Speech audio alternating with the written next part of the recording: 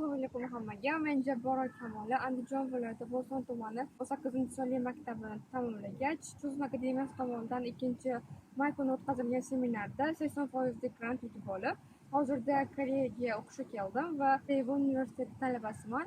Fakultetim turizm va hotel menejment va bu katta stipendiyani yutib olganim uchun muhtaram prezidentimiz Shavkat Mirziyoyevga juda ham katta tashakkur aytamiz va kelajakda Xudo xohlasa o'z yurtimga qaytgandan keyin fakultetim tomonidan o'zimni biznes ishlarimni olib borishga umid qilyapman va shu borasida hokimimizga ham juda katta rahmat aytamiz va kelajakda bundanda kattaroq yutuqlarga va bundanda kattaroq grantlar yutib olishlarini hammalarga tilab qolamiz. Andijon viloyati Xo'jaobod tumani 11-sonli maktabni tamomlab, Cho'zma akademiyasi tomonidan 2020-yilning 2-may kuni o'tkazilgan seminarda stipendiya dasturi asosida 80% grant yutib oldim. Hozir Janubiy Koreyaning Daewon universiteti talabasiman. Global Business IT yo'nalishida tahsil olyapman. Bizga shunday keng qamrovli imkoniyat yaratib bergan muhtaram prezidentimiz Shavkat Mirziyoyev Rahmonovичga o'z minnatdorchiligimni bildiraman. Qolaversa, Andijon viloyati hokimi hamda maktab va maktabgacha ta'lim bo'limiga ham tashakkur aytaman. Men o'qishni tamomlagach, so'ng O'zbekistonga qaytib, o'z soham bo'yicha biznes ishlarini amalga oshirmoqchiman va umid qilamanki, kelajakda bizga bundan ko'proq imkoniyatlar yaratilib beriladi va biz ularni oqlashga harakat qilamiz.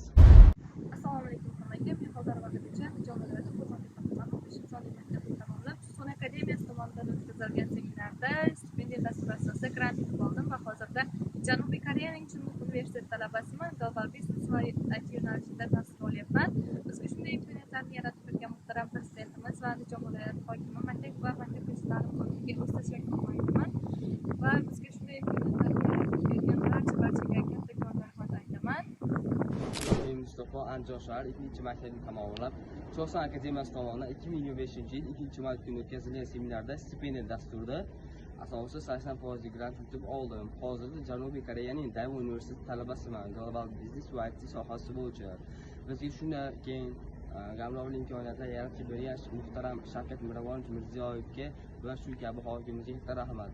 Men o'qishni tamomlagach, so'ng O'zbekistonga qaytgach, o'z soham bo'yicha, IT bo'yicha va Koreyadan biznes bo'yicha mustahkam qildirmoqchiman. Hokimimizning tomonidan bizga yaratgan keng imkoniyatlar yaratib berdi.